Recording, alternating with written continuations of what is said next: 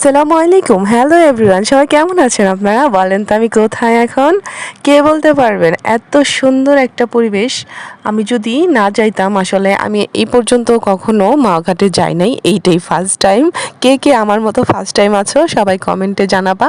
এইটা কিন্তু মাওয়া গিয়েছিলাম, আর সেটা হচ্ছে পদ্মার যে ব্রিজটা, মানে যে নতুন ব্রিজটা পদ্মা সেতু তৈরি করেছিল, সেই পদ্মা সেতুটা আজকে চোখের সামনে থেকে এরকম দূরের থেকে মেনলি উপরে গিয়েছি, বাট দূরের থেকে এইভাবে কখনো দেখি না এত সুন্দর দৃশ্যটা।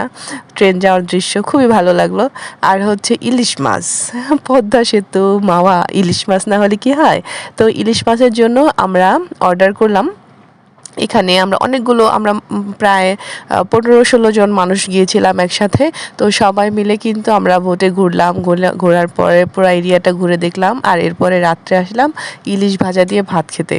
তো ইলিশটা আমরা অর্ডার করেছি, বেছে বেছে অর্ডার করেছি। তবে একটা জিনিস, যারা মাওয়াতে যাবে তারা অবশ্যই ইলিশটা অর্ডার করার পর তাদের সাথে সাথে থাকবেন, কারণ অনেক সময় দেখা যাচ্ছে যে আপনাকে একটা ইলিশ দেখাবে, পরে আরেকটা ইলিশ দিয়ে দিবে।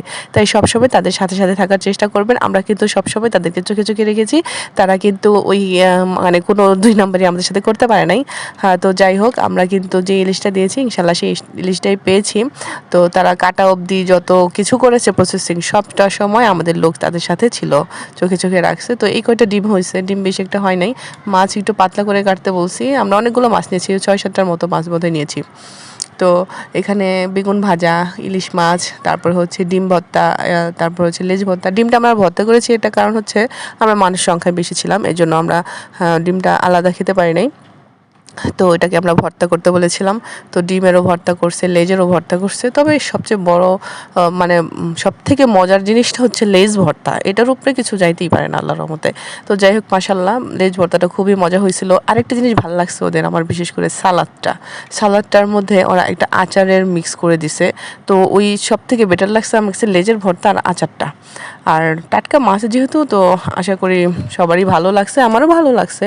তো আপনারা অবশ্যই যখন ইলিশ মাছ অর্ডার করবেন এরকম করে একটু চোখে চোখে রাখার চেষ্টা করবেন। আর যদি ইচ্ছা না হয় তাহলে যে কোনো একটা মাছ ওরা ধরাই দিবে, বুঝতে পারছেন? তো যাই হোক, আমরা কিন্তু এখানে ভাজা অবধি সবটা সময় চোখে চোখে ছিলাম, সবাই দেখেছি, এনজয় করছি। তো সবাই একটু নাড়াচাড়া করার চেষ্টা করছে, একটু ভাব নিছে, বাট কিন্তু নাড়াচাড়া করে নাই। যাই হোক, তো ভালো লাগছে। ইলিশ মাছ ভাজাগুলো অনেক মজা হয়েছিল।